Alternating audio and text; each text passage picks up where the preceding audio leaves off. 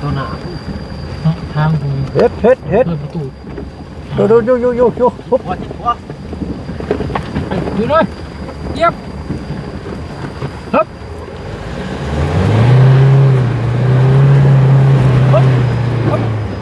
เฮ็ดปุ๊บโอ้อันสร้างนี่เด้ซะนี่เนาะโอ้ยสวัสดีไอ้สร้างงานนี่มีการสละเรือเลยพี่น้องเอ้ยเนาะโบไวย่างเท่าเอาดีกว่าทานภูเขาเฮ็ดยอมแล้วข่อยไว้ไปพี่ได้พี่น้องเลยเรากลับไปความแสดงความยินดีนำสาวขนมท่าได้แค่นี้ได้บ่มีบ่ต้องมาห่วงยินดีนำเพิ่นแบบทุลักทุเลมื้อนี้พี่น้องเอ้ยเพื่ออะไรใครย่อยเนาะเพื่อสิมาฮอดจอดถึงวันที่รอคอยกะผลย่อยใส่ในนิดนึงเนาะมื้อนี้เนาะจักน้ำหูน้ำตาแน่มื้อเช้านี่ก็ได้คือเบิ่งคลิปอยู่คลิปเพิ่นเบาเล่าลงนะเบาเล่าเพิ่นออกไปนอกได้เพิ่นเข้ามาบ่ได้อีกเพิ่นเอาอันนี้ถือไว้ให้อันแขกอีกเด้อลูกหลานเด้อใส่มาสิผูกแขนเอาบาดนี้พี่น้องเอ้ยเนาะเด้อเอาจับเอาแม่แล้วจับเอาแม่ทิ้งให้กดนี้เด้อเนาะดีกดเข้าก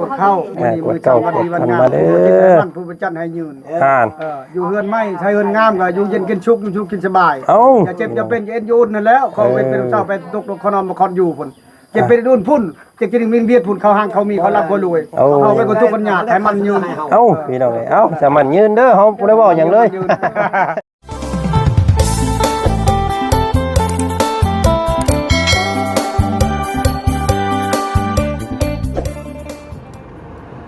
เนาะพี่น้องเนาะก่อนสิดำลากันกับหมู่กับบ้านทางบ่าวจันพี่น้องเลยเนาะกำลังสิมุ่งหน้าเข้าไปหาทางครอบครัวของ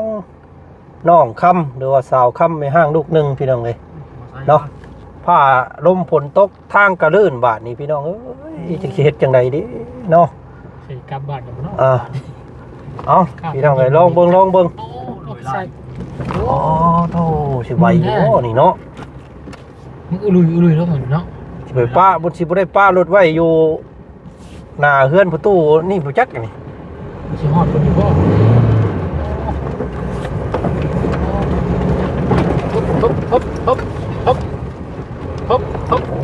ฮึบช้าบ่ได้เลย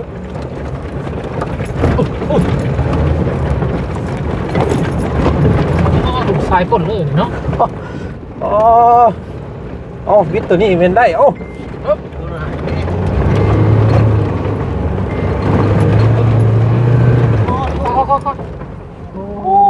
งร้านบริไทยพี่น้องเบิ่ง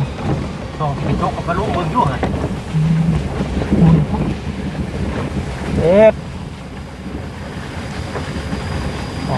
โธ่จะไล่เด้อทางกลับบ่ได้ละบาด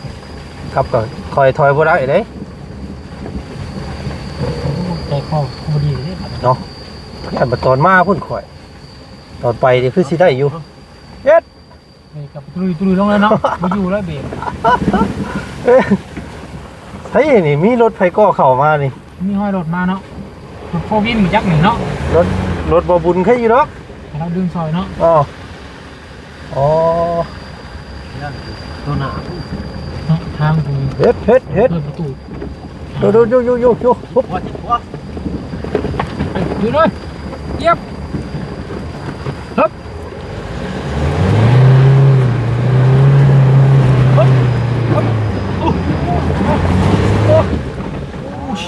เรื่อยเป็นงูเนาะย่านแต่มันดินดากกันติดตีนเล็บมันเลยเล็บเต็มหมดเลยแล้วบัดเนาะมีคุ้มไหมค่อยเช็ดนี่แหละตัวสำคัญนี่ก็อะไรนี่สำคัญบาดนี่ได้ยางลงบนก่อนบ่บ่ต้องย่างกันแล้วมองนั่นนะมองแต่พี่แล้วเอาย่าง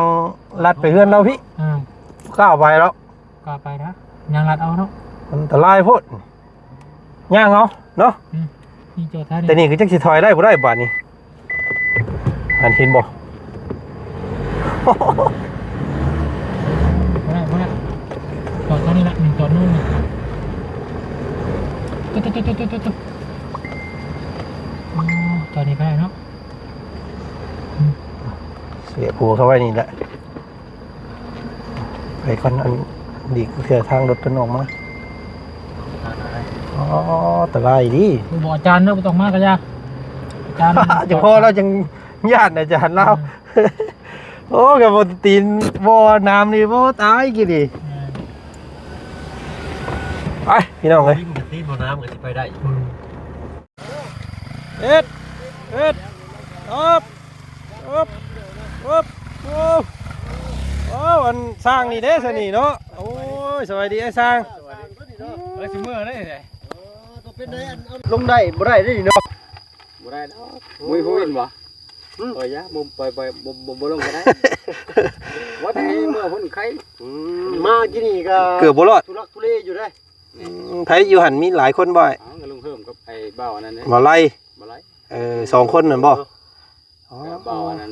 เราออกไปแล้วบ่ เบายังเบา เรา เบาเราแม่นละเพิ่นออกไปแล้วพี่น้องเอ้ย เพิ่นชงใช้เพิ่นออกตอนฝนยังบ่ทันตกเนาะยัง เพิ่นญาติเด้พี่น้องเอ้ย เพิ่นมารอบนะเพิ่นก็บอกอยู่เนาะขอบมุกขอบใจ แล้วสิจอดรถไว้นี่แล้วสิย่าง ยังนัดไป ย่างลัดไปนี่แหละพี่น้องเอ้ยมันบ่ไหวเลย เลยปาวิกนี่ครับแท้ตั้งชื่อเราจังสิ6แล้วเรามีเมียอายุ16ปี โดยอ้ายเนาะสบายดีได้เด้อขอบใจหลายๆโดยป้าเฮาไปยินดีกับน้องค่ำเพิ่นก่อนพี่น้องเอ้ยอยู่พุ่นแหละป้ารถไว้นี่พี่น้องบ่ไหวเนาะไปย่างลัดเอาผู้ตู้ปืนแก๊ปโอ้บ่ไหวนี่ลงเรียบร้อยแล้วนี่พี่น้องเอ้ย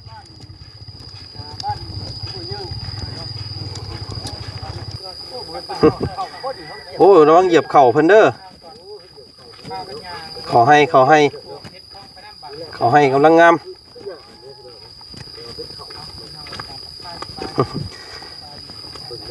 พากันย่างเท้าเข้าไปพี่น้องเอ้ยเนาะฝนลุกดินลงย่อยเนาะขึ้นบ้านใหม่น้องค่ำแบบทุลักทุเลพี่น้องเอ้ยงานนี่ กะทักทายสบายดีพ่อแม่พี่น้องกันเบิดสู่ขู่สู่คนเนาะพี่น้องเนาะกะก่อนสิกลับบ้านเฮาก็แวะเข้ามาก่อนพี่น้องทางผ่านพอดีเนาะว่าสิบ่แวะกะยันมันบ่คือได้พี่น้องเอ้ยโฮมยินดีน้ำเพิ่นก่อนทางลุงเฮิมเนาะเฮาสิข้ามได้อยู่บ่นี่โธ่นี่แหละนี่ลงไปนี่เด้อนี่เนาะไปค่ะโอ้บ่ลื่นเนาะนี่เนาะงานนี้มีการสละเรือได้พี่น้องเอ้ยเนาะบ่ไหวย่างเท้าเอาดีกว่า ทานภูเขา เอ็ด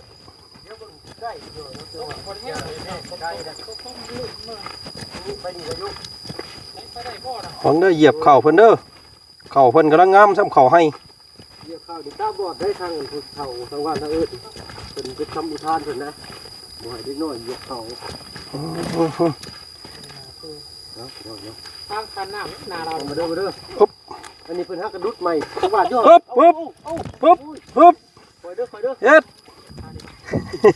เอาคักแน่ได้สบายดีจ้ะสบายดีเนาะมาเด้อเบิ่งเด้อกิ้งนุ่งหันนะโอ้ยเนาะ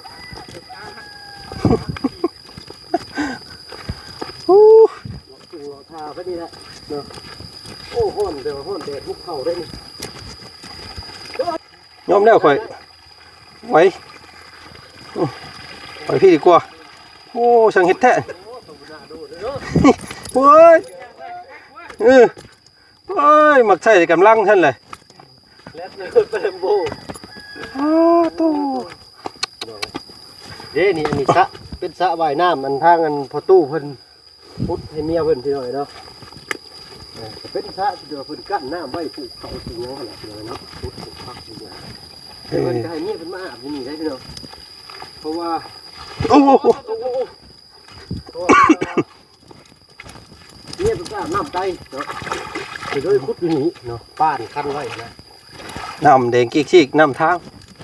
ไหลลงมานี่ไงน้ำทาง โอ้นี่เด้เราขุดน้ำสั่งอยู่นี่ น้ำทางเพิ่นอยู่พี่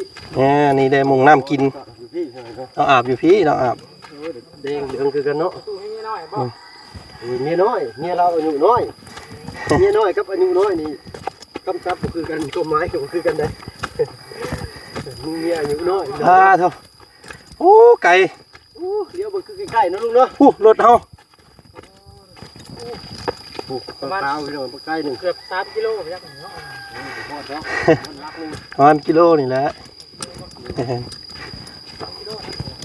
กิโลกว่านะ โลไปโลซาว โอ้โห ไปพี่น้องเขากลับไปปวดแสดงความยินดีนำสาวขนมทาบได้แค่นี้ได้ บ่มี มีบ่ ม่วงมันมีมันก็ต้องแบบชุ่มกว่านี้ เฉพาะน้ำแบบมันใกล้อ่างน้ำอ่างหยังผู้ถากพื้นที่มันห้อนไปสิมันบ่มี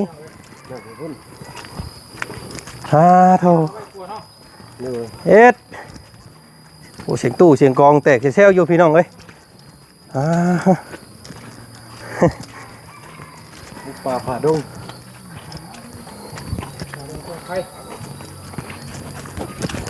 ปึ๊บ ใช้โดดลูกหืน โธ่พี่น้องเอ้ยเนาะโอ้พวกเพิ่นกำลังอุ่นกันอยู่ได้พี่น้องเอ้ย วันลูกขั่วอยู่พี่น้อยเนาะหมุนไปเลยสูงเจ้า ถ้าว่าตู้ใหญ่ ยกดีใจว่าไปตกใจพี่น้อยนะทอด โซ่เอ็ดพากันบุกป่าลุยลุงเข้ามาสบายดีโอ้บ่ได้บ่ได้ โอ้โอ้โอ้โอ้ มีกัดได้ลง โอ้ย มาเอาบุญเจ้า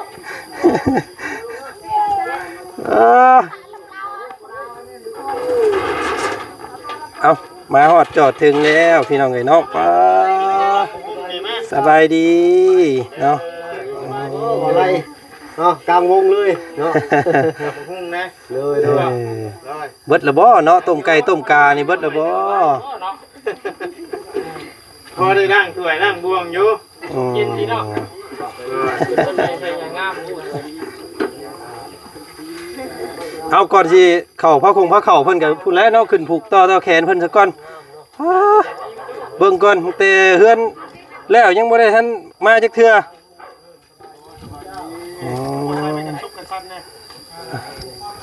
โอ้พี่น้องให้รอบกะต้มม่อมเนาะเฮือนซานบ้านซองเพิ่นกับทักทายสบายดีเด้อเนาะพ่อแม่พี่น้องกันเบิดสุขสุขคนเจอกันมื้อนี้เนาะพี่น้องเนาะก็พากันมาร่วมยินดีเนาะกับน้องเพิ่นเนาะน้องคำพี่น้องไม่ห่างลูกเนาะวันที่รอคอยผลย่อยผลลิ้นพี่น้องเอ้ยบ่ไหว โอ้พวกเงาไปได้กันได้อยู่สิเป็น รถเปื้อนทางมื่นพี่น้องเอ้ยถิ่มรถไว้ปุ๊บ ไว้ในใจจะขึ้นอยู่ว่า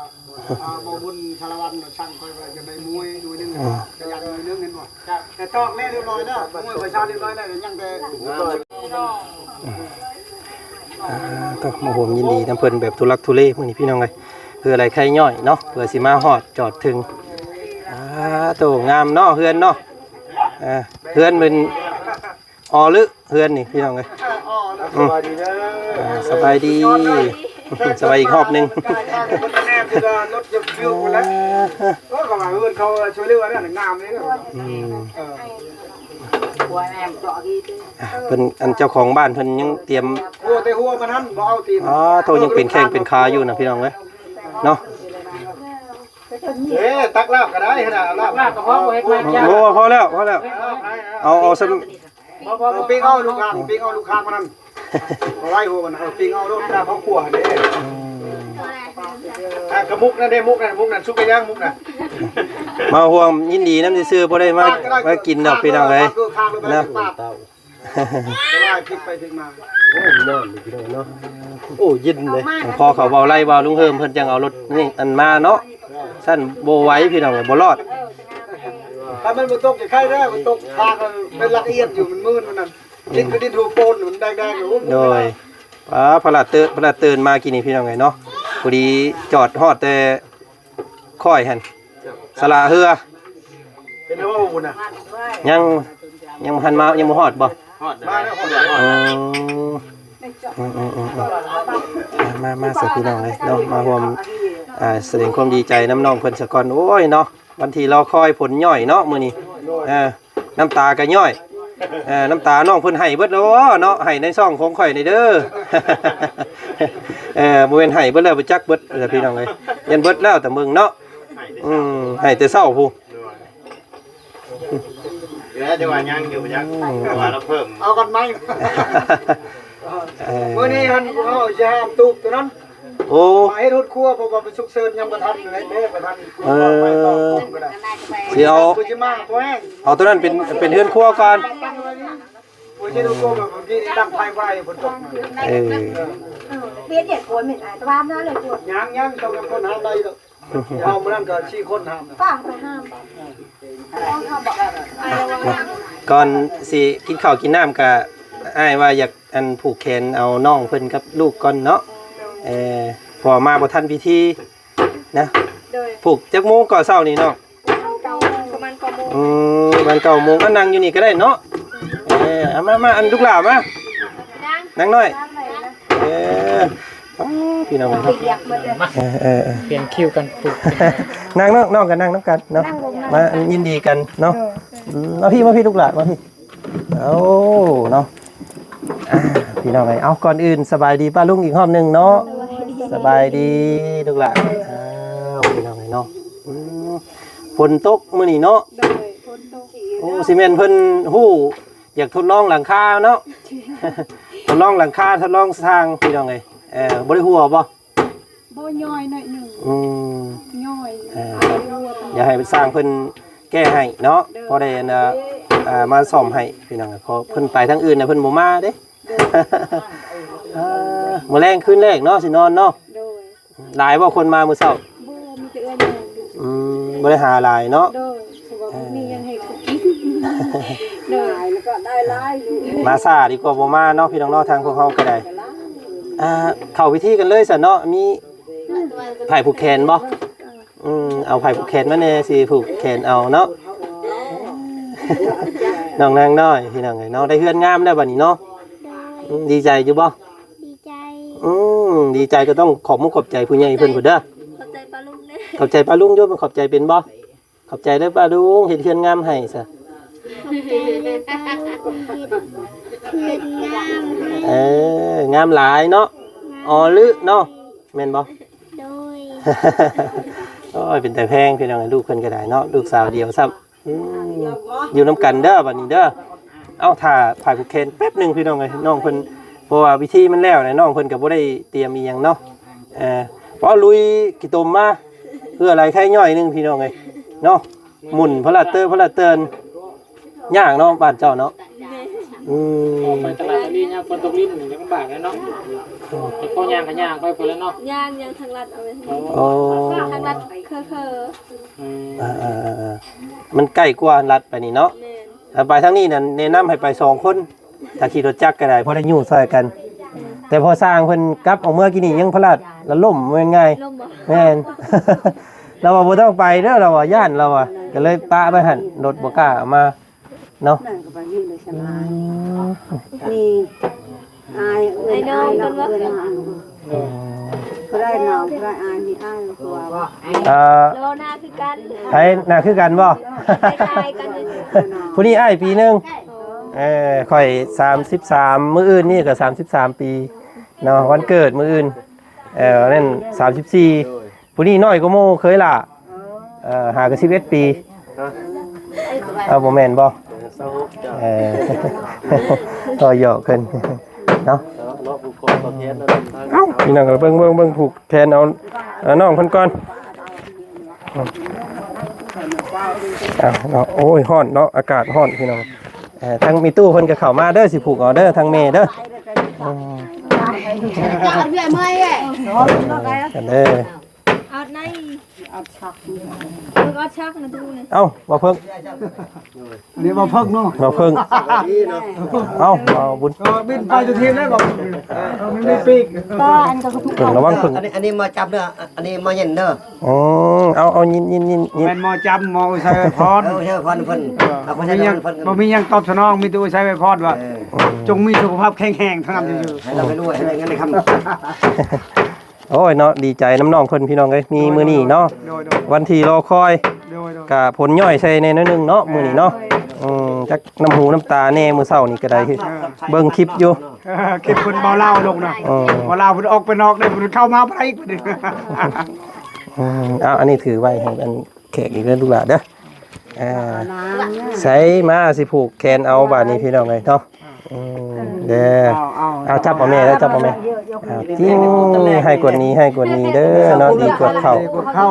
ก ดเก่ากดกันมาเด้อ ผู้ประจันให้ยืน อ่าน อยู่เฮือนไม่ใช้เฮือนงามก็อยู่เย็นกินชุกอยู่ชุกกินสบาย เอ้า อย่าเจ็บอย่าเป็นอย่าเอ็นยูนนั่นแล้วเขาเป็นเจ้าไปตกขนอนมาคอนอยู่พุ่นเจ็บเป็นดุนพุ่นจะกินมินเวียดพุ่นเขาห้างเขามีเขารับเขารวยเขาไปคนทุกคนยากให้มันยืน เอ้าพี่น้องเอ้ยเอ้าจะมันยืนเด้อเฮาบ่ได้เว้าหยังเลย ชอย หมอซอยเนาะเอาลูกมาเนาะเป็นผู้ดีเด้อลูกเด้อเนาะเป็นคน เลี้ยงแม่ก็ให้มันรอดนั่นแหละแม่คือแม่เลี้ยงลูกกันแหละ ใหญ่มากก็เป็นคนผู้ดีเนาะเบิ่งแม่เด้อ เก่ง เย็นเก่งเด้อความพันเจ้าเป็นจริงเด้อเนาะมันยืนแม่มาอายะเฮ้ยอายะอันนี้บ่อายะเพิ่นน่ะ มันบ่อยาก เพิ่นผูกบ่ได้บ่ พวกเจ้าได้รอดมีวันสิ เอาเพิ่น อย่ามาให้ช่าง ติดเจาะปัวติด เอาอยู่ดีมีแห้งเด้อแม่เด้อ เยี่ยกับเจ้าเจ้า อยากกินเหล้าเด้อขวัญเอ้ย พี่รำเด้อ ขวัญมาอย่าไป ได้รูปใหญ่เด้อ วัดจะไปใส่พี่รูปใหญ่เกี่ยยันได้ควันนะ คนมาเด้อ วายขาวพี่น้องเอ้ย มาอยู่เด้อมิกเด้ออยู่เฮือนนี่เด้อมิกหนาวเด้ออ้าว แก่แล้วให้เจ้าเอ้ยให้เจ้ามาเงินให้เจ้าเงินน่ะไม่เอาแต่พายพวกแค่ให้ค่อยก็จะพูกลูกหลานนี่ ไม่ช่าง แล้วน้าไม่เจาะต้องกูไม่เจาะไม่เจาะเท่ากูเจาะเจาะอะไร จะอะไรอันนี้ เอาพี่น้องเอ้ยเนาะกะมื้อเช้านี่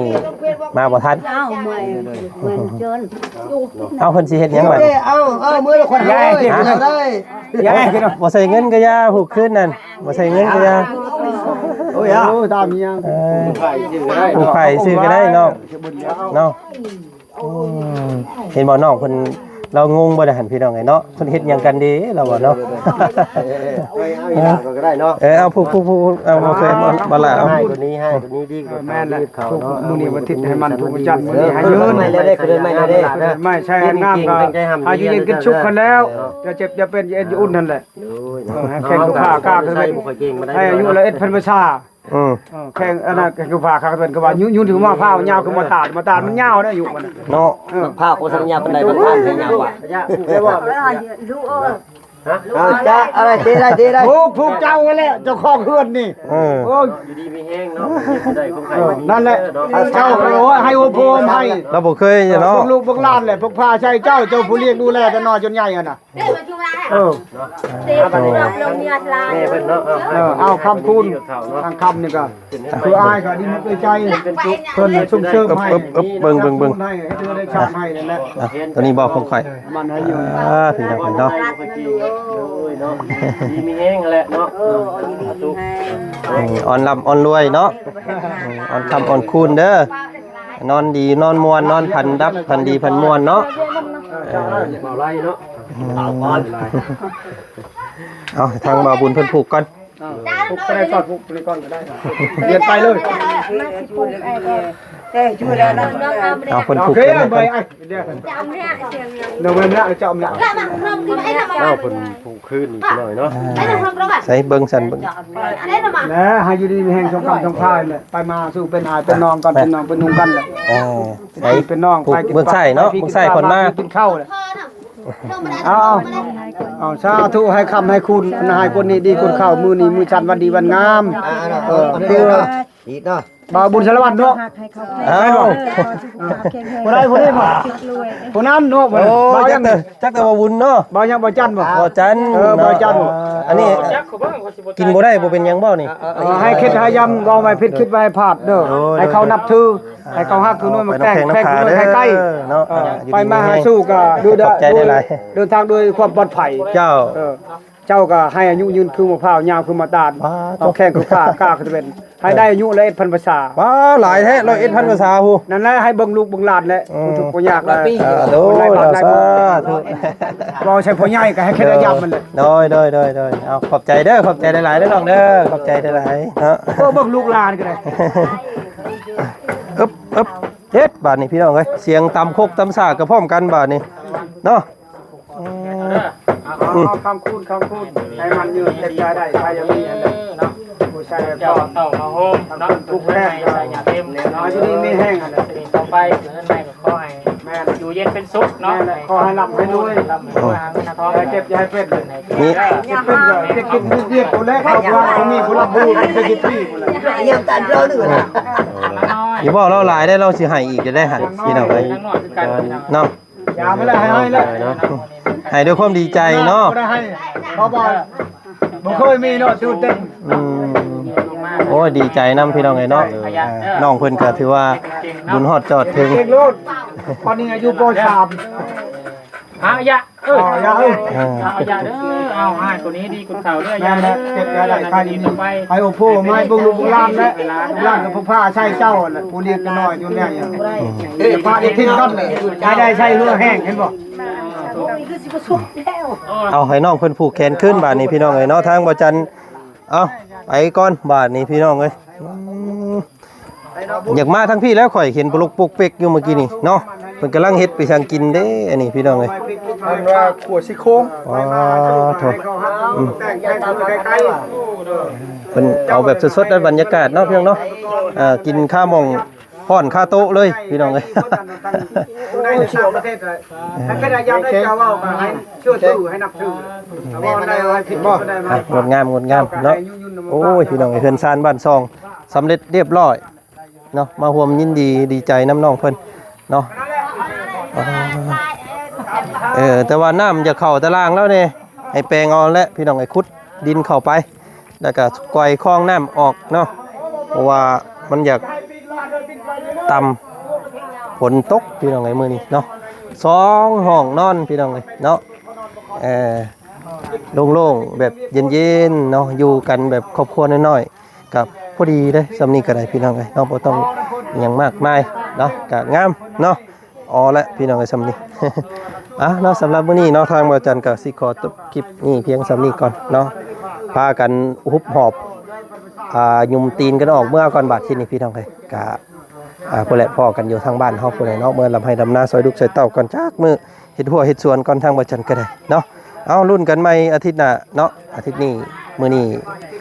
ขอมุกขอบใจขอบบุญขอบคุณเด้อเบิดสุขุสุคนเด้อพี่น้องเนาะที่เข้ามารับมาเบิ่งมาชมคลิปนี้จนจบโดยบ่ขามโฆษณาเนาะขอบใจหลายๆพี่น้องเนาะรับผู้ใหญ่ที่เพิ่นเฮ็ดเฮือนสร้างสร้างให้ก็ขอให้อยู่เย็นเป็นสุขเนาะห่มเย็นทางกายสบายทางใจพี่น้องเนาะตลอดปีตลอดไปเด้อผู้ใหญ่ใจดีทุกท่านเด้อพี่น้องเนาะสดสวยครอบครัวนึงให้มีมุ่งสนมุ่งเศร้าก็ได้บุญได้กุศลหลายๆเนาะมื้อนี้ทางมาจันก็มาร่วมยินดีและดีใจนํเนาะในฐานะสะพานบุญอีกคนหนึ่งเนาะก็ขอขอบใจเด้อพี่น้องเนาะเอามื้อนี้ไปแล้วพี่น้องสบายดีมัดสุขุสุคนเด้อเนาะต่อเมื่อปะเอาสาวคำแม่เนาะไปป้าก่อนเด้อสบายดีโดยสบายดีบันส่วนเนาะโอ้ยพี่น้องเอ้ยเนาะอยู่ดีมีแห้งมีเฮือนงามแต่บ่เฮ็ดบ่สร้างกับบ่ร่ำบ่รวยคือเก่าได้พี่น้องเอ้ยต้องเฮ็ดต้องสร้างคือเก่าเนาะไป